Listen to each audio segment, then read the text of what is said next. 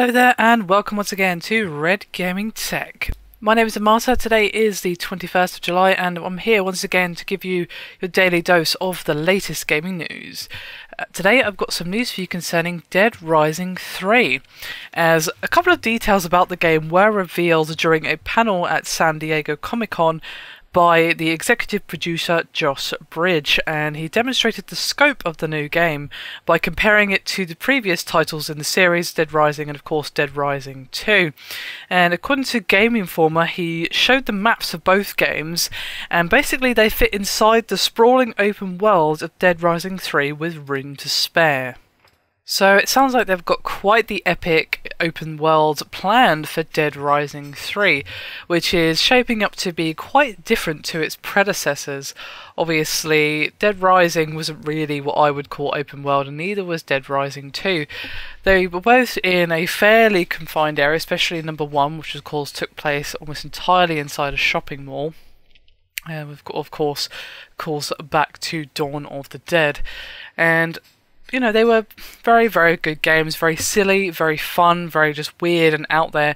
And Dead Rising 3 is looking a bit grim and brown for my liking. I'm kind of worried about the direction that Dead Rising 3 seems to be taking. For me, from the look of the trailers at least, it looks like it's kind of shed most of the weird and wacky Japanese humour that made Dead Rising 1 and 2 so interesting and unique. Hopefully that will not be the case, but it's certainly looking like it from the graphic style and the gameplay. And I'm not against an open world for Dead Rising per se, but saying it's bigger doesn't necessarily mean better, because when you have a more open world game and you compare it to, say, a previous entry in the series that was not open world, you tend to lose the focus of the previous games. An example of this is Batman Arkham City. Now, that was an excellent game, don't get me wrong, but because of the open world nature, it did lack some of the focus of the previous game, of course, Batman Arkham Asylum, and that was a bit of a downside to the game, but it was still excellent nonetheless. So perhaps that will still be the case for Dead Rising 3, but I don't think the open world change is going to be the one that people are actually going to be bothered about, because it might still be fun to just do random missions and all that good stuff and just have fun and go crazy in the world. That sounds kind of fun to me.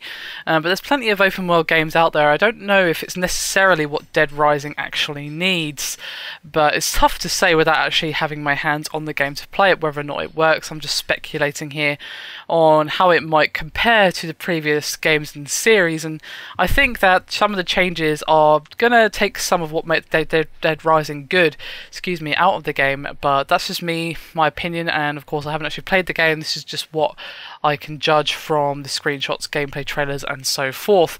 Be curious to see your guys' thoughts on this. Will you guys be picking up Dead Rising 3 at all, or are you not? And if you are thinking of picking it up, what do you think of this open world that can supposedly fit the first 2 games and it with room to spare?